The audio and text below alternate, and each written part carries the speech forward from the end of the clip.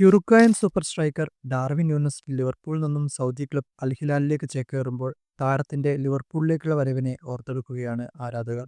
കഴിഞ്ഞ ഏതാനും വർഷങ്ങൾക്കിടയിൽ ഏറ്റവും ഹൈപ്പോടെ ലിവർപൂളിലെത്തിയ താരമാണ് ഡാർവിൻ ന്യൂനസ്. 2022-ൽ പോർച്ചുഗീസ് ക്ലബ്ബായ ബെൻഫിക്കയിൽ നിന്ന് 75 മില്യൺ യൂറോയ്ക്കാണ് ലിവർപൂൾ ന്യൂനസിനെ സ്വന്തമാക്കിയത്.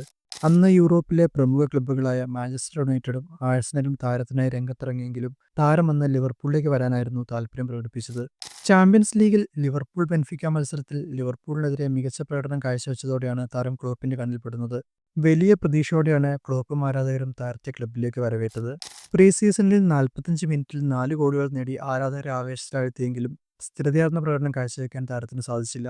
നിരവധി അവസരങ്ങൾ പാഴാക്കിയതിനും കളിക്കളത്തിലെ അച്ചടക്കമില്ലായ്മയുടെ പേരിലും താരമേറെ പഴികേട്ടു.